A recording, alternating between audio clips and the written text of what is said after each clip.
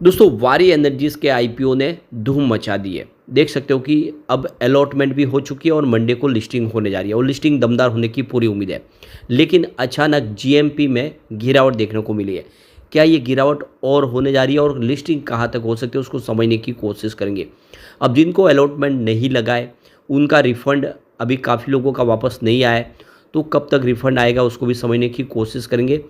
और सबसे जो बड़ी बात है, क्या करनी चाहिए रणनीति? क्या तुरंत ही प्रॉफिट बुक करके निकलना चाहिए लिस्टिंग के समय या फिर इसको वेट करना चाहिए, होल्ड करके रखना चाहिए कुछ समय के लिए? तो उन सारी बातों को समझने की कोशिश करेंगे इस वीडियो के माध्यम से। मार्केट एक्सपर्ट क्या कह रहे हैं उसको समझेंगे और रीजनेबल सेक्टर में आगे की क्या संभावना है। लेकिन फ्रेंड्स उससे पहले अगर आप पहली बार हमारे चैनल पे आए तो चैनल को सब्सक्राइब कर दीजिए, एक बेल आइकॉन दबा दीजिए ताकि जब भी नया वीडियो बने पहला नोटिफिकेशन आपको मिले। वीडियो पसंद आए तो लाइक से जरूर कीजिए।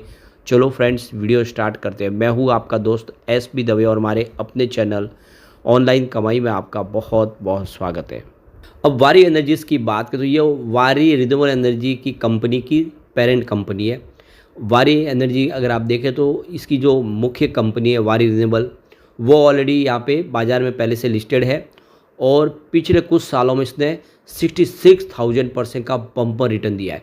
यानी ये स्टॉक बहुत बड़ा मल्टीकर बैगर साबित हुआ है। लोगों का छोटा सा निवेश कई गुना बढ़ चुका है और पिछले एक साल में देखें तो 500% का बम्पर रिटर्न दिया। स्टॉक लगातार दौड़ रहा है, यहाँ तक कि स्टॉक 3,000 पे चला गया था, जो स्टॉक कोविड काल में ₹2 के आसपास था। अभी फिलहाल 1,500 के आसपास ऊपर के लेवल से आधी कीमत पे है। तो कोई ऊपर के लेवल में अगर फंस गया होगा तो उसको तो अभी भारी भरकम नुकसान हो रहा है, ये क्लियरली बात है। लेकिन उससे पहले काफ़ी ज़्यादा दौड़ चुका है।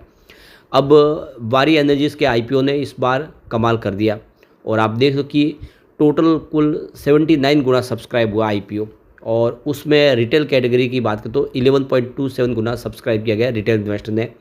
और क्यूआईबी कोटा सबसे ज़्यादा अगर देखो तो 215.03 गुना सब्सक्राइब हुआ है और एनआई कैटेगरी में भी देखें तो 65.25 गुना सब्सक्रिप्शन मिला है।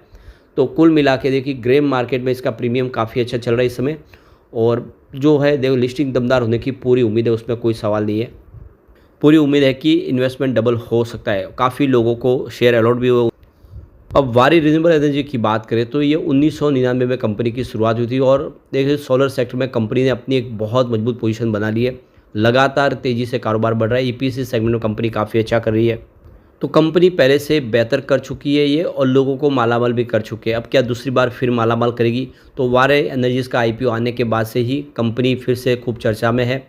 इसने सबसे ज़्यादा आवेदन पाने का एक रिकॉर्ड बना दिया है। यानी अभी तक का जो रिकॉर्ड था वो बजाज हाउसिंग फाइनेंस लिमिटेड के नाम पे था, उस रिकॉर्ड को ब्रेक किया है और उससे पहले एलआईसी का रिकॉर्ड था। तो ये सबसे इंडिया की बड़ी कंपनी साबित हुई है जिसको सबसे ज़्यादा यहाँ पे देखो कि एप्लीकेशन मिली है और देख सकते हो कि इसने बेहतर किया है। अब ग्रे मार्केट में जो संकेत है उसके हिसाब से ये मल्टीबैगर रिटर्न दे सकता है।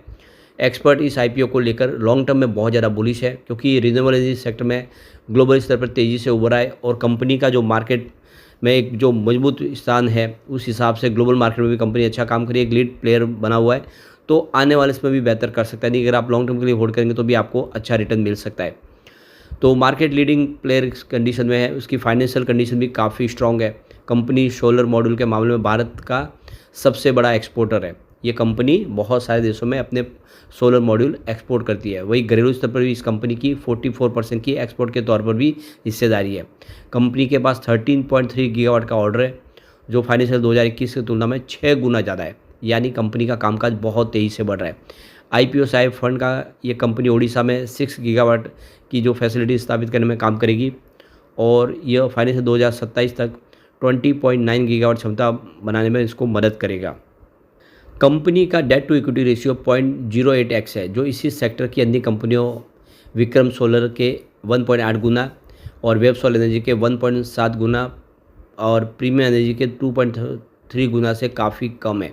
यानी इसकी जो पेयर कंपनियां उसके मुकाबले इसका पी रेशियो अगर आप डेट टू इक्विटी रेशियो काफ़ी कम है।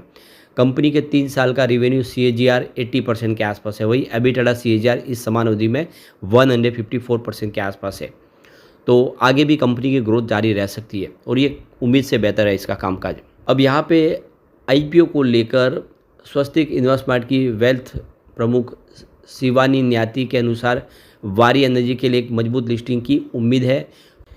न्याती का मानना है कि जीएमपी रुझानों के आधार पर स्टॉक 3063 के आसपास लिस्ट होने की संभावना है, जो 1503 रुपये के इशू प्राइस की तुलना में 1560 रुपये के प्रॉफिट के संकेत दे रहा है। साथ ही आईपीओ को निवेशकों से मजबूत रिस्पांस भी मिला था और काफ़ी ज़बरदस्त सब्सक्राइब किया गया, 79 गुना सब्सक्राइब हुआ है।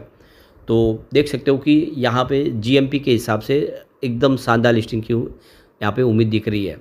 जिन लोगों को आईपीओ अलर्ट हुए उनके लिए न्याती ने रिन्यूएबल क्षेत्र में वारी एनर्जी के ग्रोथ की क्षमता को देखते हुए एक अच्छी रणनीति के रूप में लॉन्ग टर्म के लिहाज से स्टॉक को होल्ड करने की सलाह दी है। यानी स्टॉक को आपको तुरंत ही प्रॉफिट बुक करके निकलना नहीं चाहिए, बल्कि इसको होल्ड करके रखना चाहिए। और अगर आप चाहें तो इसको आधे शेयर बेचे, आधे रख ले, अपना कम से कम जो इन्वेस्टमेंट निकाले प्रॉफिट रख दे उसको बढ़ने के लिए आगे। न्याती ने कहा कि हालांकि शॉर्ट टर्म निवेशक लिस्टिंग के 2 दिन बाद थोड़ी प्रॉफिट बुकिंग करने पर विचार कर सकते हैं, खासकर अगर स्टॉक में महत्वपूर्ण उछाल देखने को मिले तो थोड़ा सा प्रॉफिट बुक कर सकते हैं। दूसरी तरफ मेहता इक्विटीज़ के सीनियर वीपी रिसर्च प्रशांत तापसे ने कहा है कि बाजार में बिकवाली के बावजूद वारी एनर्जी को मुख्य रूप से क्यूआईबी द्वारा संचालित निवेशकों के सभी सेटों से सबसे मजबूत सब्सक्रिप्शन मिला है। उन्होंने आईपीओ के लिए 215 गुना बोली लगाई, जबकि इसके रिटेल निवेशकों ने 65 गुना बोली लगाई है। तो काफ़ी बेहतर यहाँ पे इसका परफॉर्मेंस दिख रहा है। वारी एनर्जी की बात करें, इसके 4 मैन्युफैक्चरिंग सेंटर है और यह 388 प्लस राष्ट्रीय और 68 अंतर्राष्ट्रीय स्थान पर मौजूद है। यह एक वर्टिकली इंटीग्रेटेड कंपनी है। कंपनी अपनी कैपेसिटी बढ़ाने के लिए 5.4 गीगावाट की कैपेसिटी बढ़ाने के लिए इंडो सोलर का अधिग्रहण भी कंपनी ने किया है। अब यहाँ पे जीएमपी की तरफ बात करें तो देख लो कि जीएमपी में उतार चढ़ाव देखने को मिल रहा है। 21 तारीख को आप देखें तो इसका जो जीएमपी था वो 1500 रुपये के आसपास था, जो 20 तारीख को 1510 के आसपास थोड़ा सा गिरा।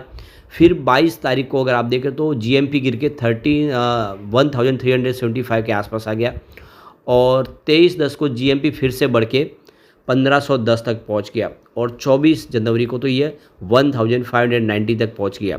कल 1590 के आसपास जीएमपी पहुंचा। तो जो आईपीओ प्राइस है 1500 दिन उसके मुकाबले डबल से भी ज़्यादा है। लेकिन अचानक आज जीएमपी फिर गिरा और 1320 के आसपास आ गया। जीएमपी फिर से काफ़ी नीचे और जीएमपी पिछले कई दिनों में ये सबसे कम है। तो देख सकते हो कि इस हिसाब से लिहाज से लग रहा है कि लिस्टिंग के पहले जीएमपी और थोड़ा सा गिर सकता है, ऐसी संभावना बन रही है।